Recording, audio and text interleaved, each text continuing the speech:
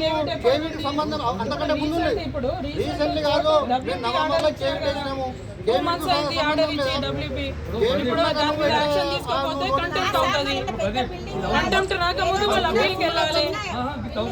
మరి చెప్పండి టీపీఓ సగం ట్రాక్టర్ వేసుకపోయిండు, సగం ట్రాక్టర్ సామాన్ వేసుకపోయిండు.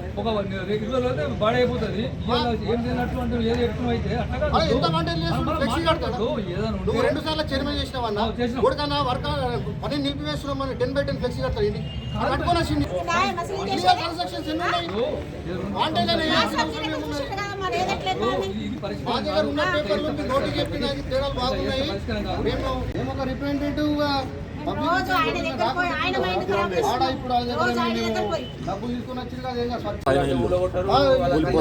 డిస్మెంటల్ చేసి మా అన్న 5 అన్నదమ్ములు వాళ్ళ భాగం వాళ్ళకి పంచుకున్నాము. రిజిస్ట్రేషన్ కూడా ఉన్నాయి ఏలో భాగం వాళ్ళకి. నా భాగంకు నేను కట్టుకుంటున్నాను, పర్మిషన్ తీసుకొనే కట్టుకుంటున్నాను. టీపీ వచ్చి మాకు రోజు టార్చర్ పెట్టి పారలు గుల్లలు లంచం ఇస్తావా లేదా లేకుంటే పని ఆపేస్తాను అంటున్నాను. వాటి మీద చర్య తీసుకోవాలని నేను అన్నాను. టీపీఓ పేరు హరీష్ కుమార్ ఏమన్నాడు? ప్రతిరోజు వచ్చి పాపేస్తున్నారు పని వర్క్ ఆపేపిస్తున్నారు. పెట్రోల్ పోసుకుంటున్నాం, సొసైటీ వేసుకుంటాం. మేము మాకు న్యాయం జరిగేదాకా ఇక్కడ ఉంటాము, జరిగేది లేదు ఇక్కడ నుంచి. కాదు పెద్ద పెద్ద బిల్డింగులు కట్టుకున్న వాళ్ళు కూడా అట్లా సీల్ చేయరు. మేము కింద ఒక రూమ్ కష్టపడి కింద ఒక రూమ్ మీద ఒక రూమ్ కట్టుకుంటున్నాము, దానికి సీల్ చేసి వస్తామని సీల్ చేయడానికి వచ్చారు. ఎక్కడ ఏరియా? గాంధీ చౌక్. అది ఎంత వరకు న్యాయమో మీరే చెప్పండి. మాకు న్యాయం కావాలి. మా జాగాలో మేము పర్మిషన్ తీసుకొని కట్టుకుంటున్నాము.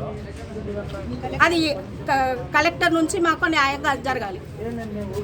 అది మేము పెద్ద బిల్డింగ్ కాదు, లక్షల కోట్ల బిల్డింగ్ కాదు. మీరు కూడా వచ్చి చూడండి. మాకు వాడకట్టంలో అడుగుంటే మేము ఎవరిదాన్ని వేసుకుంటున్నామా? మా జాగాలో మేము పర్మిషన్ వేసుకొని తీసుకుంటున్నాము. మేము ఇంకా ఫిట్నర జాగిర్సబెట్టి కట్టుకుంటున్నాము. అది పైన ఒక రూమ్ కింద ఒక రూమ్, ఏదో ఇద్దరం కాబట్టి మేము చేసుకుంటున్నాము. అది కూడా ఇంత ఓర్వలేని తనాలు ఇట్లా ఎంతో పెద్ద పెద్ద బిల్డింగ్లకు కూడా సీల్ అయ్యారు. ఈ 2 రూమ్లకు సీల్ వేస్తారంటే మీరే న్యాయం చెప్పండి మాకు.